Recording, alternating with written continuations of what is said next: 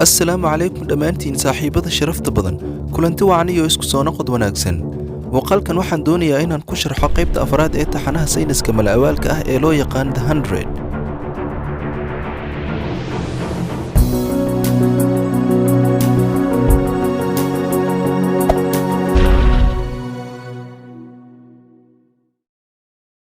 Bellamy wuxuu hor fadhiyaa maxbuuska isagoo isha ku haya qof kasta oo xerada ku jira wuxuu rabaa in la dilo dhibaatada uu saaxiibadood u geystay awgeed si kastaba ha ahaatee Bellamy waa ka soo horjeedaa fikradda maadaama ay sababi karto dhibaatooyin badan meel kale Clark waxay la hadlaysaa golaha iyada oo u sheegaysa in ka badbaadista xilliga jiilaalka ee dhulka ay noqon doonto mid adag waxay ka wada hadlayaan siyaabaha cuntada loo ururin lahaa oo loogu kaydin lahaa mustaqbalka dhow Ken wuxuu helay bakhaar hore oo gargaarka degdega ah oo aan ka fogeyn goobta lagu soo degay haddii kooxdu halkaas ay gaari kadho waxa laga yaabaa inay helaan sahayb badan kulanka kadib boqolka qof ayaa fursad u helaya inay ehladooda kula hadlaan markabka nin lagu magacaabo Dax ayaa u baxay inuu la hadlo hooyadii laakiin taliyaha ayaa kala wareegay telefoonka isagu waa qofka ka dambeeyay weerarkii Bellamy ee ku saabsanaa gudoomiyaha ka hor intuusan Bellamy u sheegin gudoomiyaha dadka dhabta ah ee ka dambeeya weerarka taliyuhu wuxuu rabaa in Dax uu dilo isaga Dax waa ogolaaday kadib markii la maroorsaday dibadda Clark iyo Bellamy waxay u ambabaxeen inay raadiyaan kaydka saadka ee loo sheegay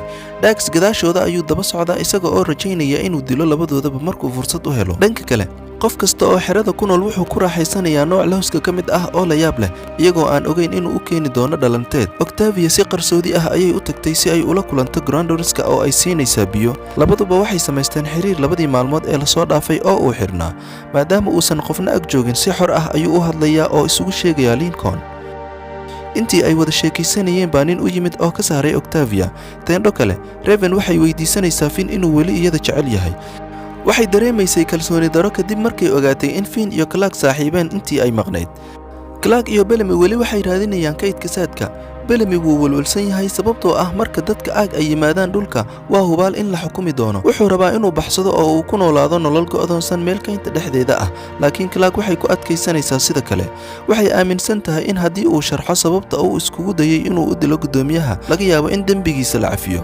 waxay heleen albaab dhulka hoostiisa ah oo ay soo galeen bakhaarka Dax waa u dhow yahay isaga oo isha ku haya labadoodaba meesha waxaa ka buuxa qashin midna run ahaantii ma isticmaali karo Bellamy oo niyad jabsan ayaa fuusada laaday oo arkay qoryo iyo rasaas badan kaamka dhexdiisa dadku waxay bilaabeen inay sarqaamaan lawskii la yaabka lahaa awgii Jasper wuxuu dareemay in qof isku dayayo inuu dilo isagoo u orday Octavia weli may cunin lawska taasoo ka dhigaysa inay garato in Jasper uu sarqaansan yahay iyadoo fursadda ka faa'iidaysanaysa waxay hubinaysaa in qof kasta oo xerada jooga uu cunay lawska xataa waxay mid siinaysaa waardiyihii isha ku hayay Grandorska Clark iyo Bellamy waxay bilaabeen inay bartaan toogashada waxay rabaan inay qoryaha keenaan xerada laakiin ma hubaan inay aamini karaan saaxiibadooda ugu dambeyntii waxay go'aansadeen inay u ogolaadaan koox dad ah oo kaliya inay isticmaalaan habkaas waxay ku ilaalin karaan nabadda isla markaana ay ammaan ku joogi karaan Bellamy wuxuu u soo baxayaa banaanka si uu hawo u helo ma oga in Dax uu sugayo inuu dilo si lama filaan ah wuxuu si fool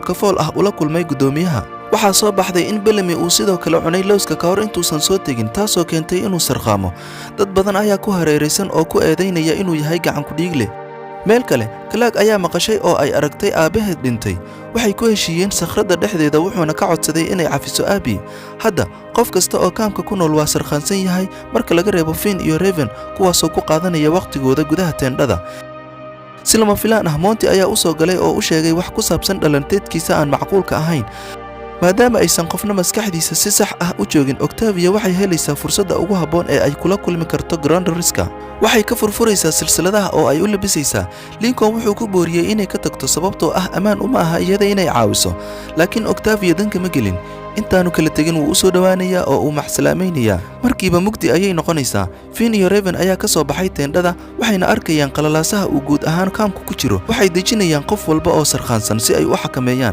Lincoln wuxuu ku soo baxay Finn ka hor intuusan cararin Finn wuu aqoonsaday isaga laakiin iskuma dayin inuu farageliyo saacado badan ayaa laga joogaa balse dhalanteedka Bellamy ayaa ka sii daraya mar wuxuu joogaa dhulka oo ay ku hareeraysan yihiin dad ugu yeeraya gacan ku dhiigle qori ayuu u dhiibayaa gudoomiyaha isagoo ka codsanaya inuu nafti ka qaado intii uu jirdili lahaa. Si lama filaan ah wax walba way aamusayaan oo mal-awaalkiisa ayaa istaagaya isla markiiba. Dax ayaa hortaagan isaga oo qori ku taagaya. Ka hor inta aanu toogan, Clark ayaa la soo baxday qori oo badbaadisay Bellamy. Dax wuxuu sheegay inuu soo diray taliyaha isaga oo caddeeyay in qof kale oo markabka aag saaran uu doonayo inuu dhinto. Dagaalka xiga, Dax wuxuu maareeyay inuu ceejiyo Bellamy balse qoorta ayaa laga tooriyeeyay. Wuxuu ku geeriyooday dhacdada isaga oo labadoodaba shaki ku beeray. Kadib wax kasta oo uu Bellamy la kulmay maanta, wuxuu ogaaday inuu isu bedelayo nin xun. Wuxuu bilaabayaa inuu qoomameeyo balse Clark ayaa dejinaysa. Mar kale iyo xirada, saamaynta looska waa istaagaysaa. dhowr daqiiqo kadib waxay dareemeen maqnaanshaha Lincoln, kadibna way argagaxayaan. Maadaama ay jir dileen, waxay rumaysan yihiin inuu la soo noqon doono dadkiisa si uu uga arguto. Bellamy iyo Clark waxay la soo noqdeen hub iyo rasaas iyagoo xaqiijinaya ammaankooda. Waxay u qaybinayaan qoryaha kuwa khibradda leh waxayna dejinayaan shuruucda cidda adeegsanaysa. In yar kadib, Bellamy iyo Clark waxay la sheekaysteen gudoomiyaha oo ay u sheegeen sheekada dhinaca Bellamy. Ken iyo dadkiisa waxay si degdeg ah u xireen taliyaha oo aan weli muujin qoomamo. Wuxuu ku andacoonayaa inuu ku qasbanaaday inuu dilo gudoomiyaha wuxuu aaminsan yahay awgeed. Kaamka dhexdiisa, Clark way soo tegaysaa si ay u eegto dhaawaca Finn. kuma faraxsana qoryaha sababtoo ah dadka ku dhex nool ma ahan kuwa la aamini karo. Wuxuu rumaysan yahay in hubka uu kaliya dhalin doono rabshado oo ay samayn doonaan waxyeelo ka badan tan wanaaga. Si kastaba ha ahaatee, Clark waxa ay la taagan tahay Bellamy midkan oo ay ku adkaysatay go'aankeeda. Kadib waxaa la ogaaday in taliyuhu uu run ahaantii u shaqaynayay Diana. Waxay ahayd madaxdii hore ee markabka aag, waxayna doonaysay inay booskeeda dib u soo ceshato. Waxay dilaysaa taliyaha si ay u qariso sirteeda. Waxay ka dhigayaan inuu isdilay si aanu boolisku wax badan u baarin. Maalinta xigta waa maalinta midnimada ee aag. waxaa lagu xusaa xusuusta dhammaan saldhigyada hawada sare oo isu imanaya. Hadalka maareeyaha ayaa sidoo kale laga sii daynayaa xirada dhexdeeda. Dadku way cabayaan, dheelayaan, ciyaarayaan games, waxayna helayaan madadaalo badan iyagoo iloobay murugadii dhowrkii toddobaad ee la soo dhaafay. Marka qof walba la mashquuliyo, Octavia waxay helaysaa fursad ay uga soo dhuumato xirada. Finn wuu dareemay tan oo wuxuu go'aansaday inuu mar dambe raaco. Markabka dushiisa, gudoomiyaha ayaa khudbadiisa u soo gaabanaya carruurta oo soo abaabushay tartanka. Waxay u guurayaan qolal kala duwan, taasoo aan Diana ka helin sababo jira awgood. Ciyaartu way bilaabatay oo dhowr daqiiqo ayay si fiican u socotay, laakiin markaaba qarax weyn ayaa wax walba baabi'iyey. Markuu qaraxu istaago, dhowr meyd ayaa dhulka yaala, qaarna way dhaawacmeen, qaarna way dhinteen. Gudoomiyaha iyo Ken way fiican yihiin, laakiin Ken hooyadii ayaa aad u dhaawacantay. gacmihiisa ayay ku dhimatay iyadoo Abby u qalbi qaboojinayso. Haddii aanu gudoomiyaha hadalka gaabin lahayn, qof walba wuxuu ku dhiman lahaa qolalka kale, taasoo caddaynaysa in qaraxu yahay afgembi. Waxay kaloo ogaadeen in Diana ay tagtay waxyar ka hor qaraxa. Qof kasta wuu ka shaksan yahay iyada, laakiin caawinta kuwa dhaawaca ah waa mudnaanta koowaad. meel kale, Diana waxay la kulantay laba ka mid ah shaqaalaheeda, waxayna u sheegtay inay qaataan markab oo ay dhulka u degtaan. Waxay ku guulaysatay inay koox dad ah keento oo ay doonayso inay hogaamiyahooda noqoto. Hal markab ayaa qorsheynayay inuu dhulka ku soo degto maalinta xigta isagoo wata sahay caafimaad. Kooxdu waxay doonaysaa inay la wareegto markabka dhulka. Finn iyo Raven waxay galeen dood yar oo ku saabsan ground risk-ka. Finn waxay la tahay in hubka aanu loo baahnayn, laakiin iyada ma ogolaan. Octavia dhanka kale waxay raacaysaa raad ubax, waxayna helaysaa Lincoln oo iyada sugaya. Dib ayay u midoobayaan maadaama aysan is arag maalintii oo dhan, balse Finn ayaa ka soo muuqanaya gadaashooda.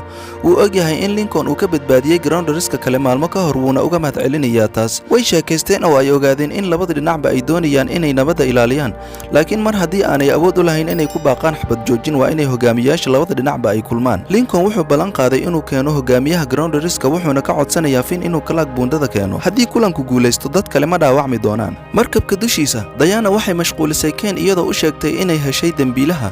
Ken wuxuu ku mashquulayaa su'aalo isweydiinta, halka iyada iyo dadkeeduba ay si khiyaano ah u galayaan markabka khaaska ah. Clark waxay ku raaxaysanaysaa maalinta midnimada marka uu Finn dhinac ula baxo. Marka ay ogaatay in ground risk uu kula kulmay meel ka baxsan xirada, Clark way niyad jabtay. Iyadoo ma rabto inay rumaysato in ground risk ay wanaagsan yihiin inta qof ee ay dileen awgeed.